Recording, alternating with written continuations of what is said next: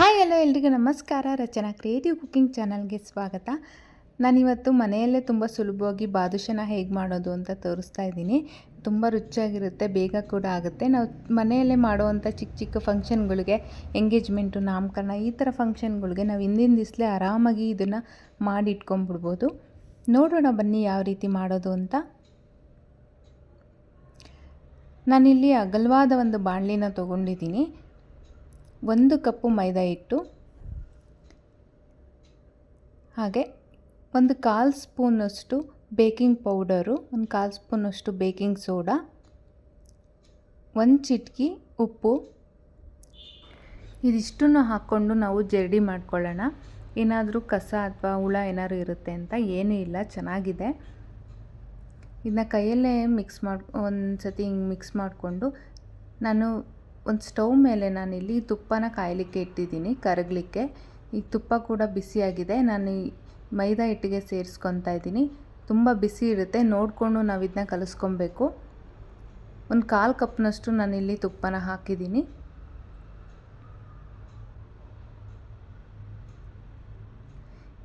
ಎಲ್ಲ ಮೈದಾ ಹಿಟ್ಟಿಗೂ ತುಪ್ಪ ಚೆನ್ನಾಗಿ ಹೊಂದ್ಕೊಳೋ ರೀತಿಯಲ್ಲಿ ಇದನ್ನ ಕೈಯಲ್ಲಿ ಉಜ್ಜಿ ಇದನ್ನ ಮಿಕ್ಸ್ ಮಾಡ್ಕೊಬೇಕು. ನಾವಿಲ್ಲಿ ಎಷ್ಟು ಚೆನ್ನಾಗಿ ಇದನ್ನ ಮಿಕ್ಸ್ ಮಾಡ್ತೀವೋ ಅಷ್ಟು ಚೆನ್ನಾಗಿ ಲೇಯರ್ ವೈಸಾಗಿ ನಮಗೆ ಬರುತ್ತೆ ಬಾದುಷ. ನಾವು ಹಿಂಗೆ ಒಂದು ಮುಷ್ಟಿ ಮಾಡಿದ್ರೆ ಒಂದು ಉಂಡೆ ಥರ ಆಗಬೇಕು, ಆವಾಗ ಚೆನ್ನಾಗಿ ಆಗಿದೆ, ಹಿಟ್ಟು ರೆಡಿಯಾಗಿದೆ ಅಂತ. ಈಗ ನಾವು ತುಪ್ಪ ತೊಗೊಂಡಿದ್ವಲ್ಲ, ಅದೇ ಕಪ್ಪಲ್ಲಿ ನಾನು ಫ್ರೆಶ್ ಮೊಸರನ್ನ ತೊಗೊಂಡಿದ್ದೀನಿ. ಹುಳಿ ಮೊಸರನ್ನ ತೊಗೋಬಾರ್ದು. ಈ ಮೊಸರನ್ನು ಹಾಕ್ಕೊಂಡು ಮಿಕ್ಸ್ ಮಾಡ್ಕೊಳ್ಳೋಣ. 2 ಟೇಬಲ್ ಸ್ಪೂನಷ್ಟು ನೀರು ಬೇಕಾಗುತ್ತೆ. ಅಷ್ಟನ್ನು ಹಾಕ್ಕೊಂಡು ಒಂದು ಉಂಡೆ ಥರ ರೆಡಿ ಮಾಡ್ಕೊಳ್ಳೋಣ. ಜಾಸ್ತಿ ಮಿದಿಯೋದೇನು ಬೇಡ, ನಾವು ಚಪಾತಿ ಮಾಡ್ತೀವಲ್ಲ ಆ ಥರ ಕಲಿಸ್ಕೊಂಡ್ರೆ ಸಾಕಾಗುತ್ತೆ, ಚಪಾತಿ ಹಿಟ್ಟನ್ನೋದಕ್ಕೆ. ಈಗ ಕೈಯಲ್ಲಿ ನಾನು ಹಿಂದಕ್ಕೆ ಮಡಚ್ತಾ ಹೋಗ್ತಿದ್ದೀನಿ ನೋಡಿ, ಆವಾಗ ಬಲೆ ಥರ ಬರುತ್ತೆ. ಈ ಥರ ಮಾಡೋದ್ರಿಂದ ಬಾದುಷ ಚೆನ್ನಾಗಿ ಲೇಯರ್ ವೈಸಾಗಿ ಬರುತ್ತೆ. ಆ್ಯಂಡ್ ಈ ಪಾಕ ಕೂಡ ಚೆನ್ನಾಗಿ ಹೀರ್ಕೊಳ್ಳಿಕ್ಕೆ ಹೆಲ್ಪ್ ಆಗುತ್ತೆ ಈ ಥರ ಮಾಡಿಕೊಂಡ್ರೆ. ಈಗ ಹಿಟ್ಟು ಕೂಡ ರೆಡಿಯಾಗಿದೆ ಕಲಿಸ್ಕೊಂಡಿರೋದು. ಇದು ಡ್ರೈ ಆಗಬಾರ್ದು. ಒಂದು ಬಟ್ಟೆ ಮುಚ್ಚಿ ಇಡ್ತಾಯಿದ್ದೀನಿ.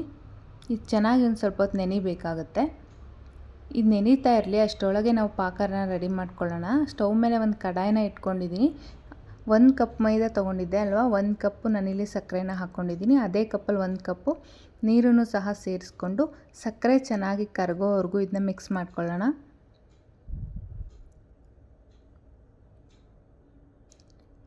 ಸಕ್ಕರೆ ಕರಗಿದೆ. ಈಗ ಪಾಕ ಕೂಡ ಕುದೀತಾ ಬರ್ತಾ ಇದೆ. ಆವಾಗವಾಗೆ ನಾವು ಚೆಕ್ ಮಾಡ್ಕೊಬೇಕು. ಈ ಬಾದುಷಗೆ 1 ಎಳೆ ಪಾಕ ಬಂದರೆ ಸಾಕು, 2 ಎಳೆ ಎಲ್ಲ ಬರಬಾರ್ದು, ಪಾಕ ಹೀರ್ಕೊಳ್ಳಲ್ಲ ಆ ಥರ ಆದರೆ. ಇದಕ್ಕೆ ನಾನು ಒಂದು ಅರ್ಧ ಸ್ಪೂನ್ ಏಲಕ್ಕಿ ಪುಡಿನ ಸೇರಿಸ್ತಾ ಇದ್ದೀನಿ ಫ್ಲೇವರ್ಗೋಸ್ಕರ. ನೀವಿಲ್ಲಿ ನೋಡ್ಬೋದು 1 ಎಳೆ ಪಾಕ ಬಂದಿದೆ. ಇಷ್ಟಾದರೆ ಸಾಕು. ಇವಾಗ ನಾನು ಒಂದು 2-3 ಹನಿ ನಾನು ನಿಂಬೆ ಹುಳಿನ ಹಾಕ್ಕೊತಾ ಇದ್ದೀನಿ. ಇದು ಸ್ಟಾಪ್ ಆಗುತ್ತೆ, ಪಾಕ ಇನ್ನು ಹೆಚ್ಚಾಗಿ ಬರೋದಿಲ್ಲ ನಿಂಬೆ ಹುಳಿ ಸೇರಿಸೋದ್ರಿಂದ. ಬಿಸಿ ಇರೋದ್ರಿಂದ ಇನ್ನೂ ಹೆಚ್ಚಿಗೆ ಪಾಕ ಬಂದುಬಿಡುತ್ತೆ, 2 ಎಳೆ ಪಾಕ ಬರೋ ಚಾನ್ಸ್ ಇರುತ್ತೆ. ಅದಕ್ಕೋಸ್ಕರ ತಡಿಲಿಕ್ಕೆ ನಿಂಬೆ ಹುಳಿನ ಹಾಕೋದು. ಈಗ 1 ಎಳೆ ಪಾಕ ಬಂದಿದೆ, ನಮಗಿದಿಷ್ಟು ಸಾಕು. ನಿಂಬೆ ಹುಳಿ ಹಾಕಿದ ಮೇಲೆ ಇದನ್ನ ಚೆನ್ನಾಗಿ ಮಿಕ್ಸ್ ಮಾಡಬೇಕು. ಈಗ ಆಗಿದೆ. ನಾನು ಸ್ಟವ್ ಕೂಡ ಆಫ್ ಮಾಡಿ ಮುಚ್ಚಿಡ್ತಾ ಇದ್ದೀನಿ ಪಾಕ. ಈಗ ನಾನು ಮಾಡ್ಕೊಂಡಿರೋವಂಥ ಉಂಡೆಯಲ್ಲಿ 2 ಭಾಗವಾಗಿ ಮಾಡ್ಕೊಂಡಿದ್ದೀನಿ. ಈಗ ಒಂದು ಉಂಡೆನ ಈ ಥರ ಮಣೆ ಮೇಲೆ ಹಾಕ್ಕೊಂಡು ಸ್ವಲ್ಪ ಉದ್ದಕ್ಕೆ ಉಜ್ಕೊಂಡು ನಾನು ಇದನ್ನ ಕಟ್ ಮಾಡ್ಕೊಂಡಿದ್ದೀನಿ. ನಮಗೆ ಎಷ್ಟು ಸೈಜಲ್ಲಿ ಉಂಡೆ ಬೇಕು, ಬಾದುಷ ಬೇಕು, ಆ ಸೈಜಲ್ಲಿ ನಾನು ಕಟ್ ಮಾಡಿಕೊಂಡು ನಾನು ಬಾದುಷ ಆಕಾರಕ್ಕೆ ತೊಗೊಂಬರ್ತಾಯಿದ್ದೀನಿ. ನೀವಿಲ್ಲಿ ನೋಡ್ತಾ ಇರ್ಬೋದು, ನಾನು ಸರ್ಕ್ಯುಲರ್ ಮೋಷನಲ್ಲಿ ಹಿಟ್ಟನ್ನು ರೌಂಡ್ ಶೇಪಲ್ಲಿ ಮಾಡ್ಕೊತಾ ಇದ್ದೀನಿ. ಆ ಥರ ಮಾಡೋದ್ರಿಂದ ಚೆನ್ನಾಗಿ ಬರುತ್ತೆ. ತುಂಬ ಈಸಿಯಾಗಿ ಮಾಡ್ಕೋಬೋದು ಬಾದುಷನ ಮನೆಯಲ್ಲೇ. ಬೇಕ್ರಿಲಾದರೆ ಅದು ಹೆಂಗೆ ಮಾಡಿರ್ತಾರೆ ಅಂತಲೂ ನಮಗೆ ಗೊತ್ತಿರಲ್ಲ, ಹೈಜೀನ್ ಇರುತ್ತೋ ಇರಲ್ವೋ, ಎಷ್ಟು ದಿನ ಆಗಿರುತ್ತೋ ಮಾಡಿ ಗೊತ್ತಿರಲ್ಲ, ಮತ್ತು ಜಾಸ್ತಿ ದುಡ್ಡು ಕೂಡ. ನಾವು ಮನೆಯಲ್ಲೇ ಎಷ್ಟು ಬೇಕೋ ಅಷ್ಟು ಸ್ವಲ್ಪನೇ, ಒಂದು 6 ಬೇಕಂದ್ರೆ 6, ಒಂದು 10 ಬೇಕಂದರೆ 10 ಮಾಡ್ಕೊಂಬಿಡ್ಬೋದು. ನೀವಿಲ್ಲಿ ನೋಡ್ಬೋದು ನಾನೆಲ್ಲ ಉಂಡೆಗಳನ್ನು ಬಾದುಷಾ ಆಕಾರಕ್ಕೆ ತಗೊಂಬಂದಿದ್ದೀನಿ. ಈಗ ಎಣ್ಣೆ ಕೂಡ ಕಾಯ್ಲಿಕ್ಕೆ ಇಟ್ಟಿದ್ದೆ. ಎಣ್ಣೆ ನಾವು ಒಂಚೂರು ಹಿಟ್ಟನ್ನು ಹಾಕಿದ್ರೆ ಅದು ನಿಧಾನಕ್ಕೆ ಮೇಲೆ ಬರಬೇಕು. ಜಾಸ್ತಿನೂ ಕಾದಿರಬಾರ್ದು ಎಣ್ಣೆ. ಸಿಮ್ಮಲ್ಲೇ ಇರಬೇಕು, ಜಾಸ್ತಿ ಉರಿನೂ ಇರಬಾರ್ದು, ಮೀಡಿಯಮ್ ಉರಿನೂ ಇರಬಾರ್ದು. ಪೂರ್ತಿ ಲೋನಲ್ಲಿ ಇಟ್ಕೊಂಡು ನಾವು ಬಾದುಷಾನ ಬೇಯಿಸ್ಕೊಬೇಕಾಗತ್ತೆ. ಮೀಡಿಯಮ್ಮಲ್ಲಿ ಇಟ್ಟರೆ ಬೇಗ ಅದು ಕೆಂಪಗಾಗುತ್ತೆ, ನಮಗೆ ಒಳಗಡೆ ಬೆಂದಿದೆ ಇಲ್ಲ ಅಂತ ಗೊತ್ತಾಗಲ್ಲ.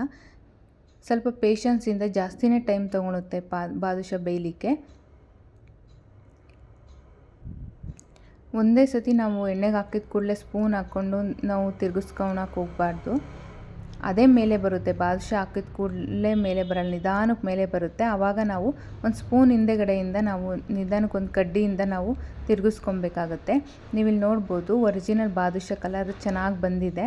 ನಾನಿಲ್ಲಿ ಬೆಂದಿದೆ ಕೂಡ. ನಾನು ಒಂದು ಪ್ಲೇಟಿಗೆ ಹಾಕ್ಕೊತೀನಿ.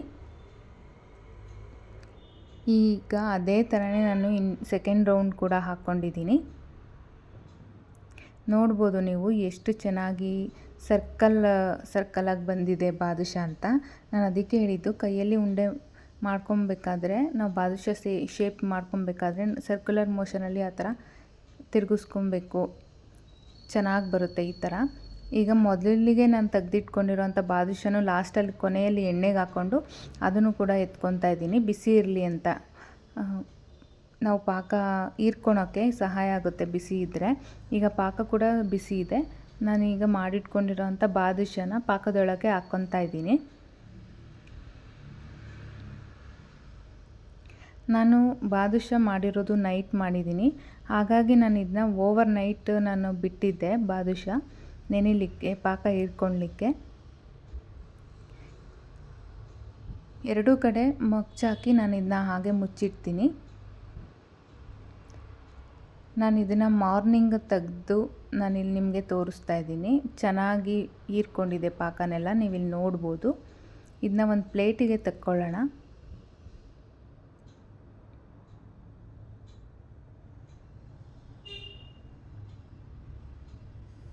ಯಾವುದೇ ಥರ ಕಲರ್ ಹಾಕಿಲ್ಲ, ಸನ್ಲೈಟಲ್ಲಿ ವಿಡಿಯೋ ಮಾಡ್ತಿರೋದ್ರಿಂದ ಈ ಕಲರ್ ಕಾಣಿಸ್ತಾ ಇದೆ ನಿಮಗೆ ಅಷ್ಟೇ. ಒರಿಜಿನಲ್ ಕಲರ್ ಇದು. ತುಂಬ ಟೇಸ್ಟಿಯಾಗಿತ್ತು, ಜ್ಯೂಸಿಯಾಗಿತ್ತು. ನೀವು ಟ್ರೈ ಮಾಡಿ ಮನೆಯಲ್ಲಿ, ಹೇಗೆ ಬಂದಿತ್ತು ಅಂತ ಕಮೆಂಟ್ ಮಾಡಿ.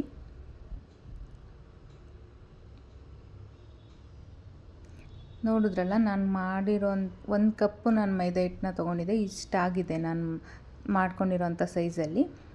ಇದನ್ನ ನಾನು ಪಂಪ್ಕಿನ್ ಸೀಡ್ಸಿಂದ ಅಲಂಕಾರ ಮಾಡ್ಕೊತಾ ಇದ್ದೀನಿ.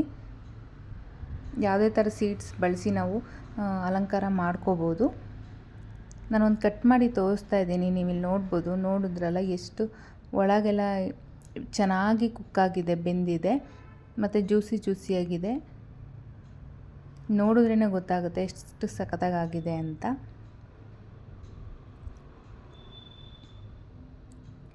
ಈ ವಿಡಿಯೋ ಇಷ್ಟ ಆಗಿದ್ದರೆ ಒಂದು ಲೈಕ್ ಮಾಡಿ, ಶೇರ್ ಮಾಡಿ ಆ್ಯಂಡ್ ಕಮೆಂಟ್ ಮಾಡಿ. Thank you.